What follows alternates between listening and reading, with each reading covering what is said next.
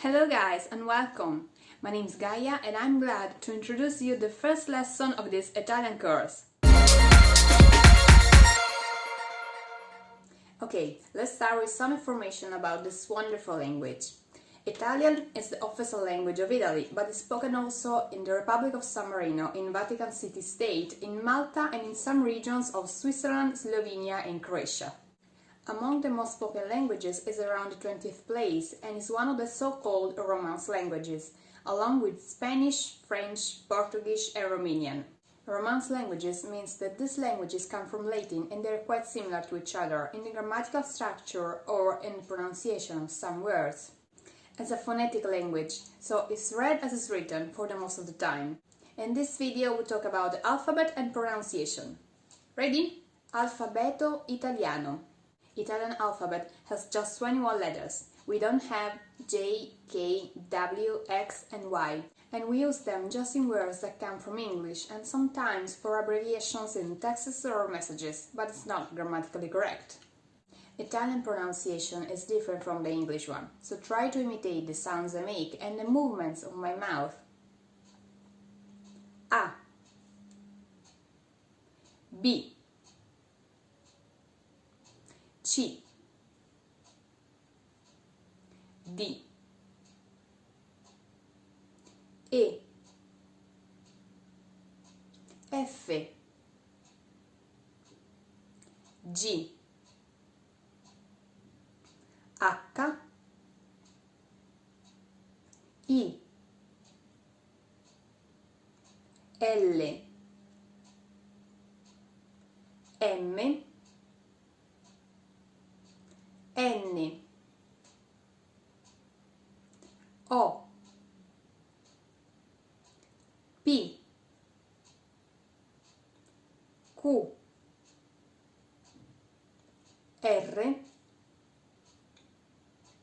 S, T, U, V, Z. Now pause the video and try to repeat by your own. Done? Very good. But the pronunciation of single letters is useful just if you need to spell a word or if you have to pronounce just one letter. I mean, no one says Z-E-B-R-A to say zebra. So the sound we use are A, B,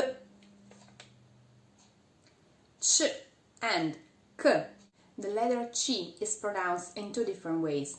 The first one is called C dolce. The sound is ch and is pronounced in this way when it's followed by the vowels e or i. For example, c'era, cibo. It's called C dura when it's pronounced k, and in this case it's followed by the vowels a, o or u. For example, casa, corpo, cura. Is pronounced k even when it's followed by h, so C plus h becomes k, and ch can be followed just by the vowels e or i. For example, cherubino, chiave, d, e and e. This vowel has two sounds. The first one is called e chiusa. The sound is e, as in ecologico. The second one is called e aperta. The sound is e, as in essere. F, G and G.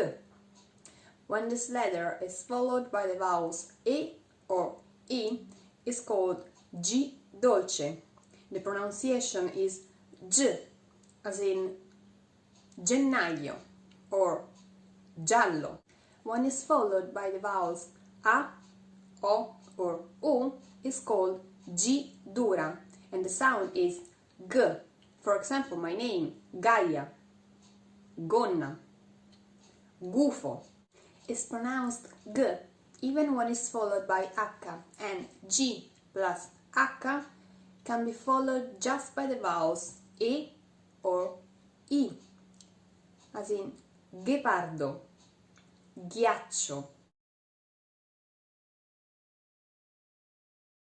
H has no sound and is called H muta, but H can change the sound of a letter, as in previous cases of C and G, or can change the meaning of a letter, as we'll see in the video about the verb to have, avere. Okay, let's continue with I, L, M, N, O and O.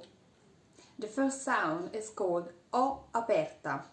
The pronunciation is O, as in oggi. The second one is called O chiusa. The sound is O, as in onda. P, Q.